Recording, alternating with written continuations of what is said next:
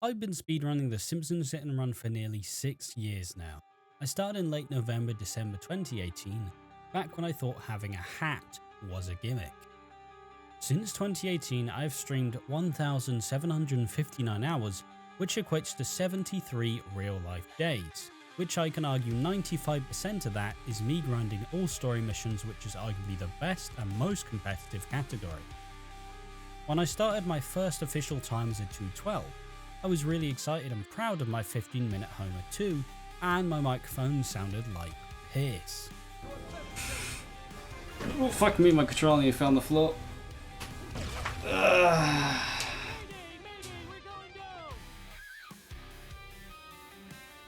2-12-10, boys.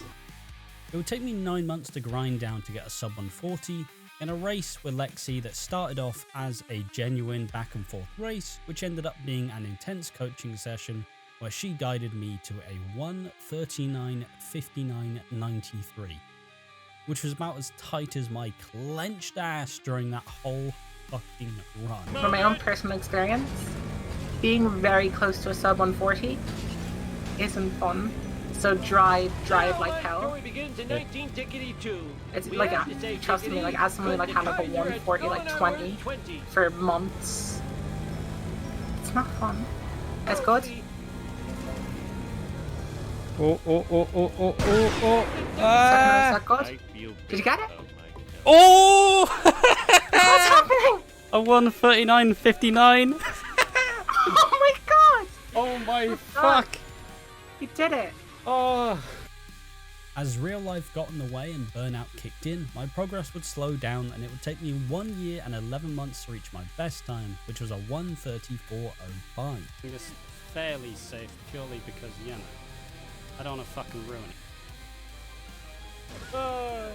And that was where it would stand. From when I'd started playing, I would never have imagined a 1:34. It is a strong enough time, and after 3 years, I could not commit to grinding it out. I would come back, stream for a month, not PB, get demotivated again, and fuck off. And this would happen again and again and again. I was resigned to being washed, and felt there was no coming back, and it had been 3 long years since I'd PB. I held 69th place on the board for years. What else was there even to achieve? I changed my approach. I started streaming significantly more and even incorporated some offline runs. I would grind on mission warps, a category that means you don't warp to the next mission, for 3 weeks. And this wasn't without its struggles. Obviously I did the Shah speedrunning is brutal sometimes video, which I feel like most of you probably saw.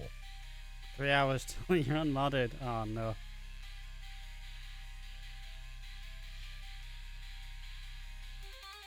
No!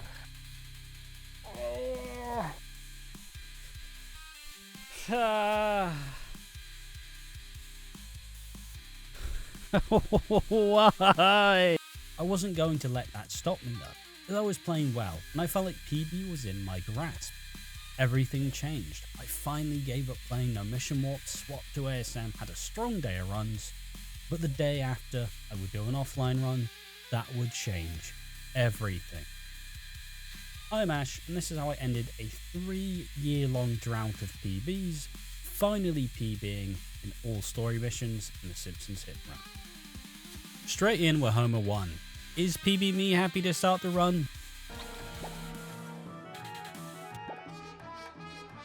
Homer 1 is bog standard as a speedrunner. You played it thousands of times because you can't stop resetting even if you barely scrape a sub 12 minutes.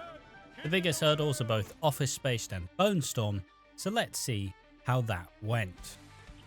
For Office Space, we use a strat called Badger Blast, where the setup is you buy a Plow King, start the mission, head straight for a traffic car, preferably the pickup truck or the other beefy boy. You ground pound the top of the car, which causes it to be damaged. You hit Smithers straight on and lead him into the strat, where you hit him enough and your car explodes, destroying Mr. Burns' limo and completing the mission. The explosion is why we call it Badger Blast, Badger because they're the one who found it. Pretty simple stuff. Was PB me excited to get the strat? Internally, yes. Into Bone Storm, no real strat here, just hit the car and try to hit him hard enough so he drops the games, but not hard enough that he gets sent to the fucking moon. This bone storm went pretty well, but my one in PB is pretty swell, so we lose time here.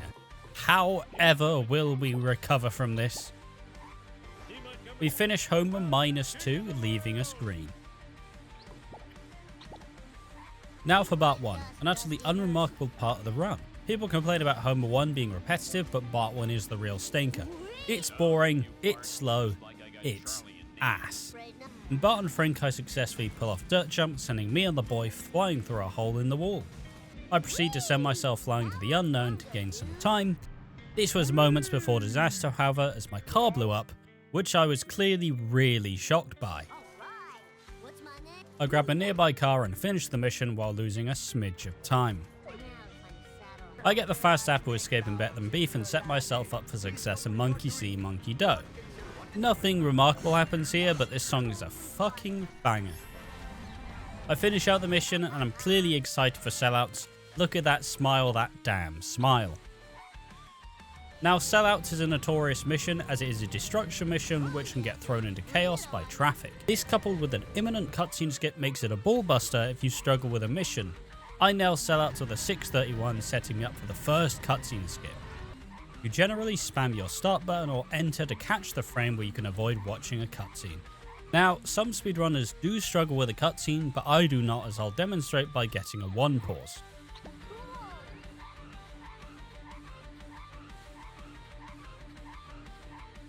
Barreling into Lisa with a -7 on PB, which sets up for one of the missions I struggle with due to a strategy we'll get to later. All I'll say is it involves Mr. Plow and a limo. I saved oodles of time in Clueless by opting out a Malibu boat jump, and it saves me 26 seconds. Now time for Operation Hellfish, which needs you to destroy 3 cars as they can zig and zag in bizarre ways. I demolished the first, second and third with no problems at all, taking my time on PB to be -55. During Slithery Sleuthing, I get stuck on the stairs collecting the second drop, and I've got to say, watching that, someone shit in my pants and it wasn't me. But Snake is a generous soul and drops the third drop early, allowing this run to continue without much error. Now Lisa, what is one thing I'll get if I manage to finally PB in this category after 3 years? Exactly, thanks Lisa. Onto one of the things I'd struggle with most, phone, booth, limo. I tried to incorporate in runs back in the day, but could never get a handle on it. You use Mr. Plow for 3-7 and try to guide him into a certain area so you can use the phone booth to respawn Mr. Plow, which causes it to explode and kill the limo for you.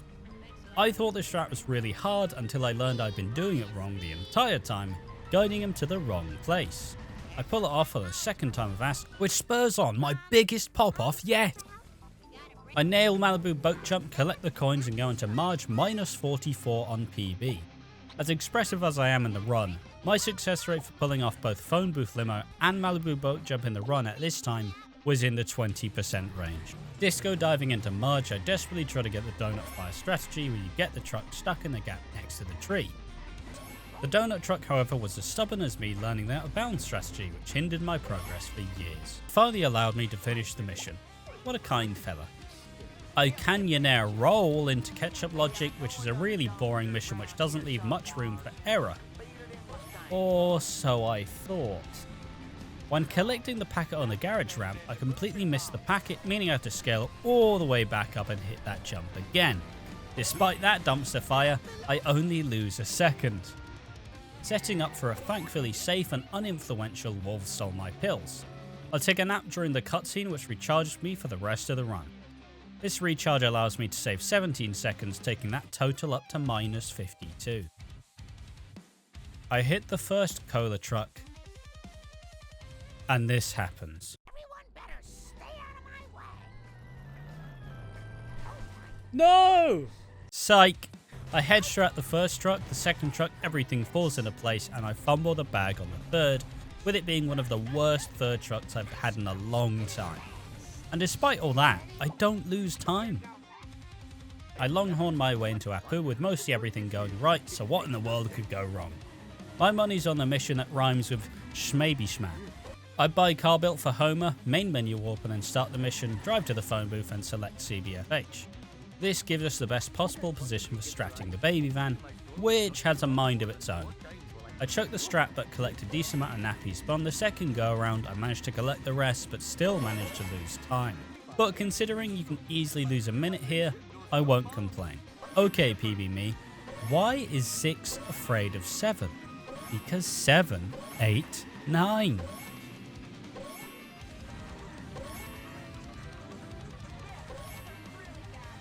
I lost time in Never Trust a Snake because I had to get coins, but this sets up for quick cash, also known as Armored Truck.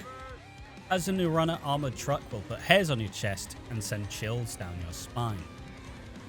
I successfully pull off Armored Truck, so I fist pump the air and thrust for good measure. Despite my efforts, I still lose time, which sets up the final boss, Curious Curator.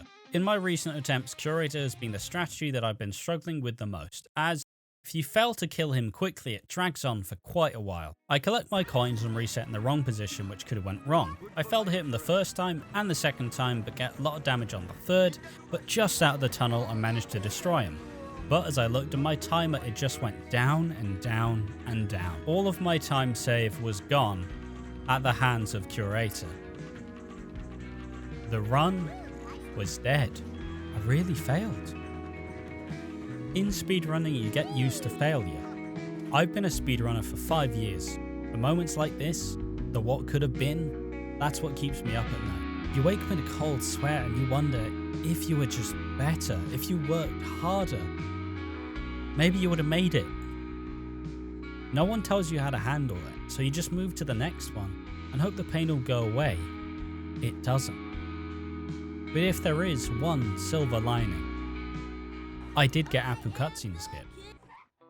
Heading into Part 2, I knew I had to do everything to have a chance at PBing. I saved 5 seconds and going down on the clown, but that would be all I'd save in Part 2.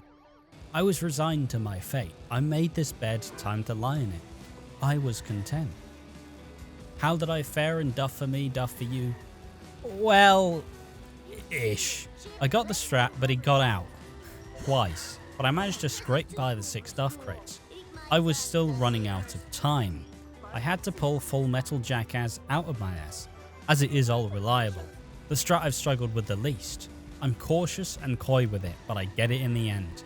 It kept my time loss at bay, but I was gonna need to do some groveling to claw it back. I lose more time in set to kill as I get the coins early, and just about manage boat jump.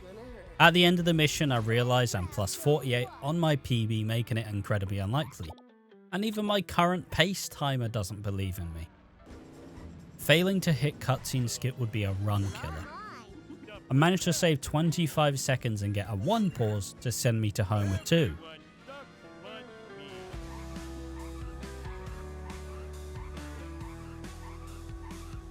I was thrilled.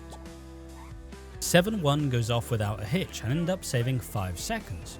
With 7-2 being the same, I saved 7 seconds. But getting this far was too easy, as we're up against one of the most despised strategies in Simpsons hit and run speedrunning, 7-3. There's a reason why people found out other out of bounds to exclude 7-3. I spin around, angle my car correctly and managed to scale the wall first time. Succeeding in this strat, even PB me was getting nervous. I was over the moon. This was the first hurdle and we cleared it without needing to look. With this strategy saving me 31 seconds, I was green for the first time since Apu. There's something about Monty hovers into place for no problems. See, the difference between me playing in 2024 and me playing in 2021, I've had 3 years of practice without a bounds. The comfort level is significantly higher. I enlist the help of Spooky Greg, who will selflessly carry the waste of me to the school. As I enter the 70s car and square it up, a fortunate car spawn will render this mission futile and will set me even closer to a PB. The first time, Greg fucks off, but the second time of asking, he politely misses me entirely, but that doesn't stop me from getting in the car and saving 20 more seconds. And now there was just one more challenge.